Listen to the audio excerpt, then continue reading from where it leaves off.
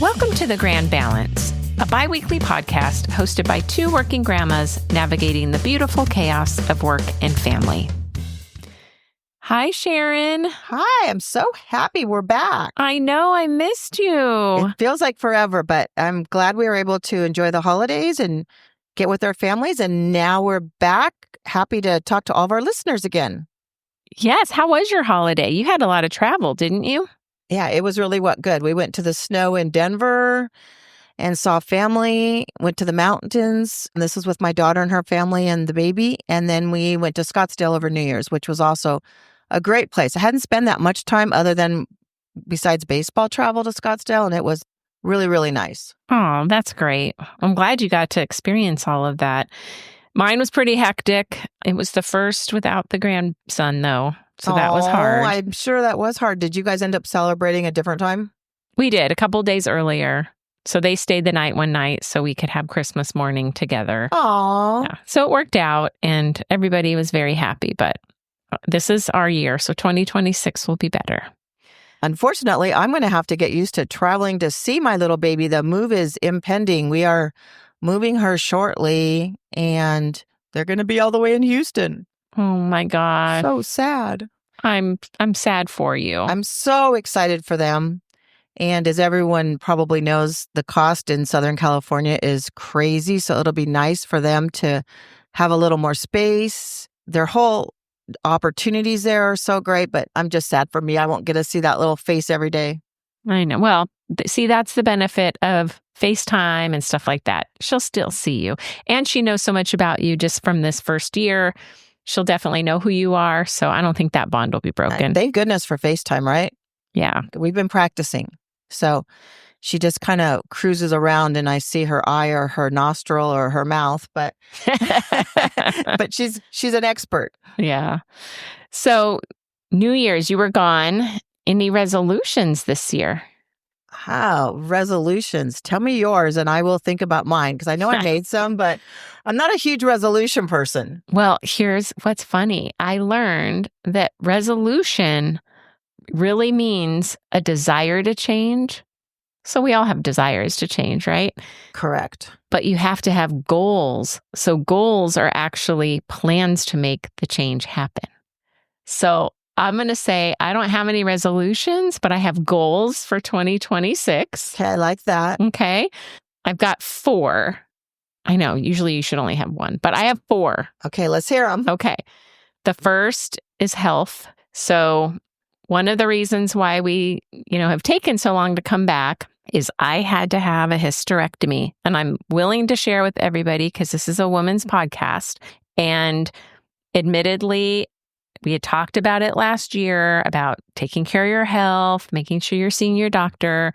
I was not doing a good job and things were getting pretty bad and they discovered something. So anyway, long story short, I'm in week 3 of post-surgery. I'm doing so well. So many problems are gone already, but I definitely need to be more proactive in my health. Number I one. think that's been a huge benefit to our podcast too. Is we've had so many topics about health, and I think everyone can learn from some of them because a lot of things I had no idea about, I've learned just from doing the health parts of our podcast. Yeah. And so I just need to do a better job of not just talking about it, but acting upon it. And that's why it's a goal to be more proactive in seeing the doctor and all the things that we had talked about that I was not practicing what I preached. Okay. I like the goal. Okay. The second one is saving more money. It was so hectic over the holidays. So we had a family cruise that my parents treated us all to. And so we started holidays late. That doesn't late. sound very expensive. Well, I'm going to explain. Yeah, that was not expensive. I'll explain. So we had Thanksgiving holiday was later in the year. So we already didn't have a lot of time between Thanksgiving and Christmas. Plus, we were gone on this cruise that my parents treated us to. So I ended up having such a short amount of time to get ready for the holidays that I overspent. Like I didn't plan it out well. So it was just like, I have 1 week. By the time I got to it, I had 1 week to spend money and I just kept buying and buying. And for me, I'm even Steven with my kids. So then I spend too much on one and then I'd go spend more on the other.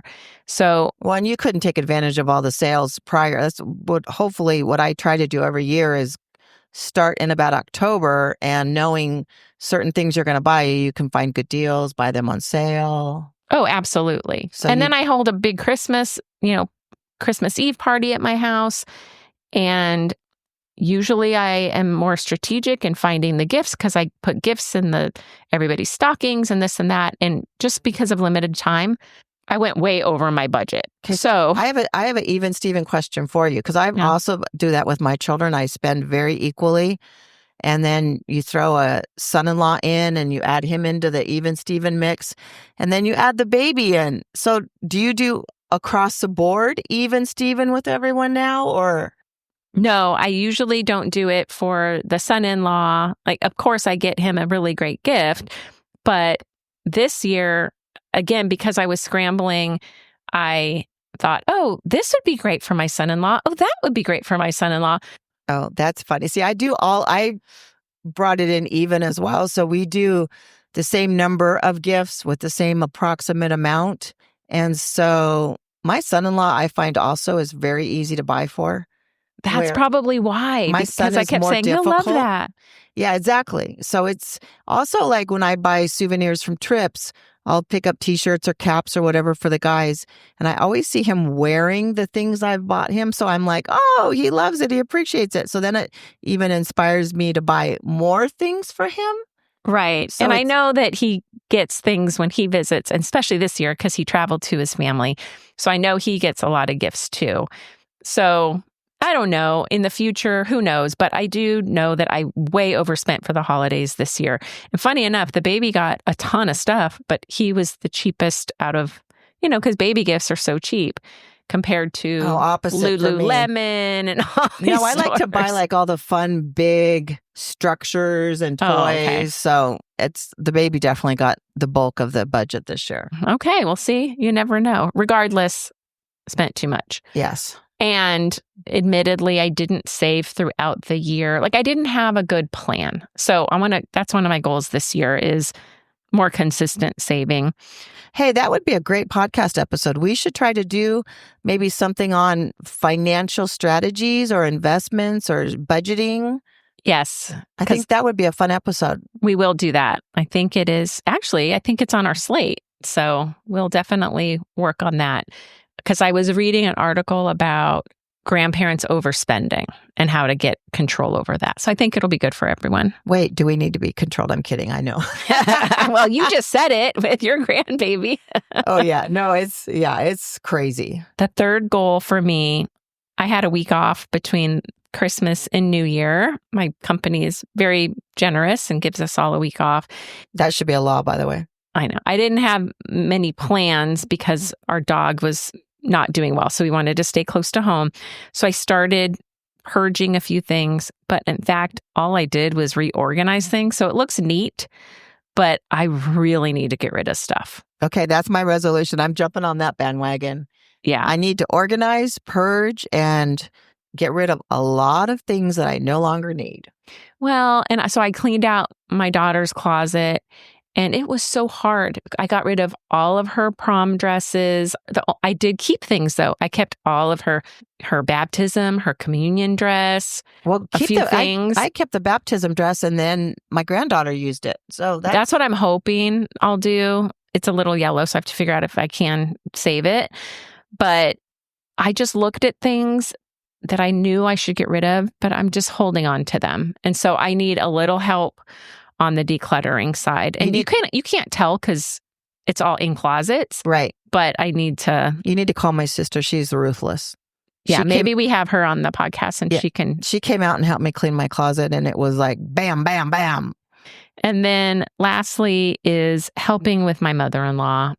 I think I've mentioned before that my sister-in-law has been taking up most of the work supporting my 95-year-old mother-in-law. And it's really hard. It is really hard. And we've been stepping up. The other siblings have been stepping up. And we have Saturdays, but she's going to need more help. And there are things that she needs help with, but trying to figure out how to balance it all between grandbabies, working still, obviously, with our own careers, and then helping the elderlies. That also, I think, is an episode we need to focus on, because I bet a lot of people are going through that. I've went through it, and I know a lot of people in our age group are struggling with this for sure. It's so common, and you don't really prepare yourself. You don't think, what can I do as my mom or my dad age?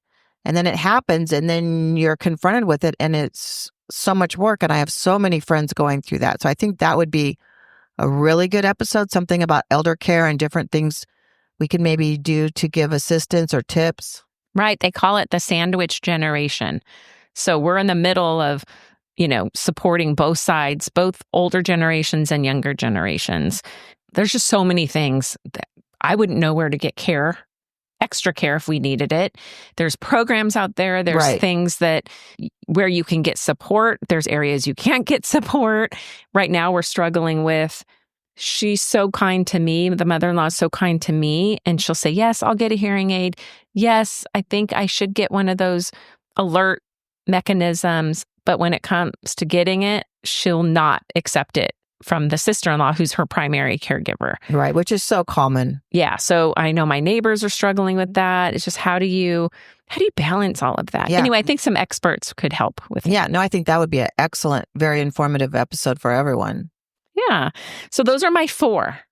So I know it's a big list. Usually you're only supposed to pick one. But again, it's not a resolution. These are goals. And if I put goals down, maybe I'll turn them into SMART goals. They're specific, they're measurable, all those things. Well, I like all your ideas. So I definitely need to purge. The thing I've realized is now we're on the second half of our lives. And so for so much of your life, you're collecting things that you may need in the future. And now I'm at the point where I'm not going to need this. So I think that makes it easier. The sentimental things I get, it's hard to get rid of those types of things. But same thing, that's going to be one of mine, to get organized and to purge and hopefully get a lot of things I have to someone else that can use them. And in fact, it's funny, again, when it comes to saving more or being more budget conscious, I have so many things that I could get rid of that I could probably put them out on, what is that? Marketplace or some of those other apps. My son-in-law does that a lot. They have this thing and he'll put it out. Somebody wants it. Hey, it's better, get $10 or $50 than especially nothing. Baby things, because they go through the stages so quickly. Right. So my daughter, actually, they had to go into temporary housing since their stuff is all packed up in a moving truck. And they went to an Airbnb for several weeks and thought they'll just have the baby sleep in a pack and play, or play and pack. I always forget. Pack and play. Pack and play. And that didn't work out so well for her sleeping. So they ended up just getting a crib off of Marketplace. And it worked out fine. Got some things to put over the edges where she bites, and we're good to go.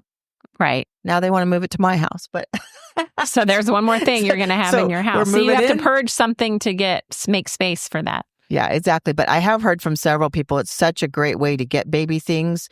There's so many things too that I can get rid of that I know I won't use, that you can put on the buy nothing group. So someone that maybe needs it and can't afford it can pick it up. That's another good thing. So I think that I just need, rather than get piles of stuff, I just need to do it as I find things, because people are really good about coming quickly to pick up things. So I just need to, as I go, find things, list them, get rid of them.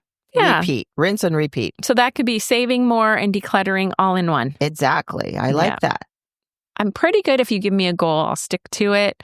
I just need to figure out a way to get back on track with my water drinking. I used to be so good, and now I'm not so good. So I'm thinking I just need to probably put that in my calendar and get back into a habit of drinking more water, because I know that will help in many facets of health. From this hysterectomy, I had to limit my diet and things like that. And I gave up not caffeine, I gave up carbonation.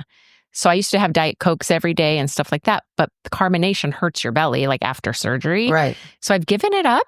It's been a month now. So hopefully I can stick with that and not drink any more sodas. Yeah, I haven't drank sodas in years. Yeah. See, I think I just need time, right? And it was forced upon me. Well, great. So we have our lineup. sounds like at least a few more episodes, we know what we're going to be talking about. Well, I like the whole idea too of thinking of goals as an end and not so much a resolution. So I'm going to think of it in terms of a goal. Right. And lay out how to reach the goal. Even as something as simple as drinking your water, which I need to figure out. As I'm looking, too bad we're not on video, I have the cutest water bottle in hopes of drinking more water that my kids gave me for Christmas. And it's a MLB ballpark. Oh, yeah. You and your showing baseball. Angela right now. And so you put the stickers on the ballparks you've been to. I've also seen them for national parks, which is another really cute gift for people that like to hike and go to national parks.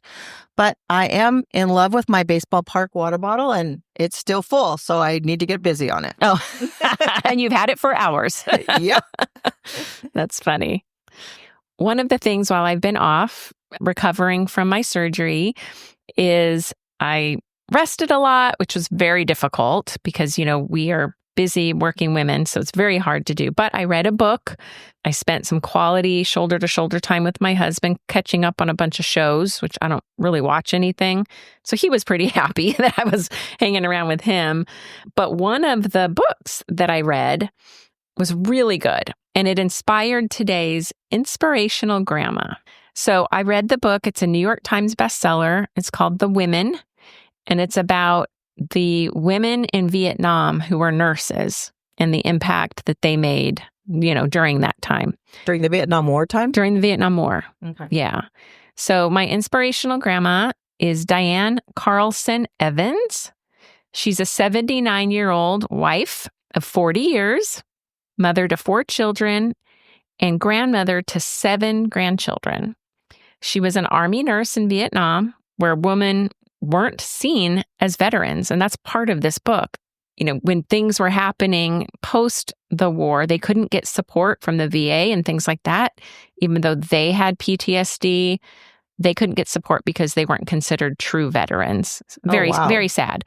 But anyway, she spearheaded the development of the Vietnam Women's Memorial, recognizing the 11,000 women who served in Vietnam. She's raised money, and it took 7 years of testimony before 3 federal commissions and 2 congressional bills for her and her supporters to get permission for the memorial. So it is now in the National Mall in Washington, D.C. Due to her continued engagement with women veterans over the years, former President Biden awarded her with the Presidential Citizens Medal.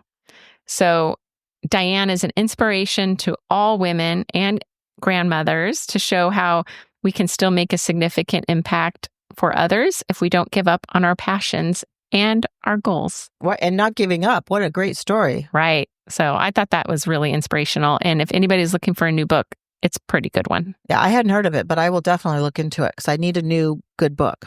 Very nice. I like it. Well, I do have a fabulous find.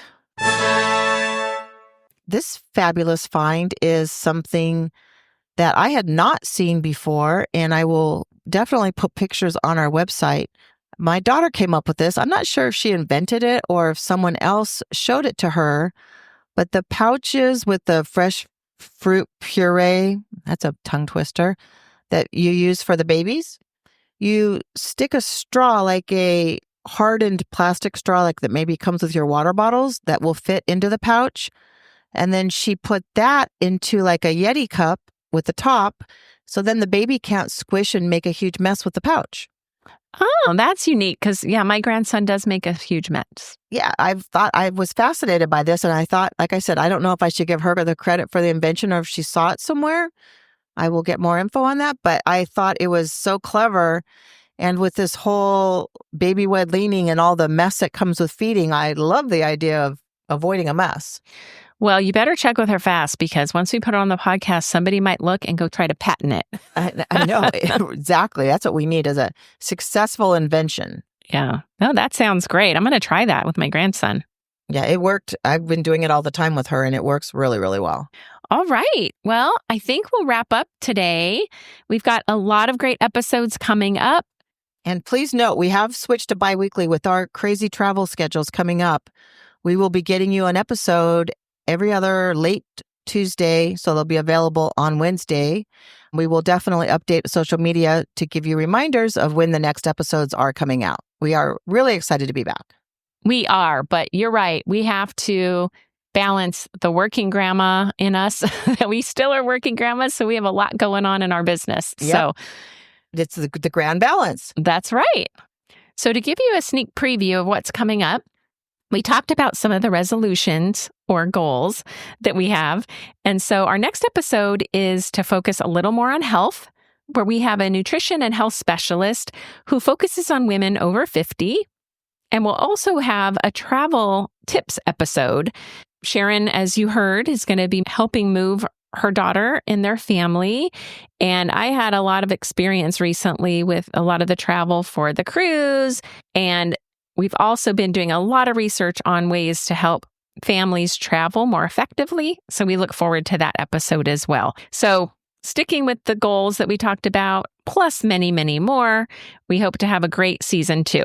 And follow us on social so you can see the expected dates, and we will send reminders about our upcoming episodes coming out soon. All right. Well, welcome back, Sharon. Looking forward to season 2. Yes, so excited. Welcome back, and thanks everyone for listening. Take care, everyone. Bye. Thank you for listening. Please like and subscribe to the podcast so we can continue to grow our community. Also follow us on Instagram at Working Grandmas Podcast, on Facebook at The Grand Balance, a Working Grandmas Podcast, and join our LinkedIn group, Working Grandmas. You can also email us at info@workinggrandmas.com or message us through any of our social media platforms.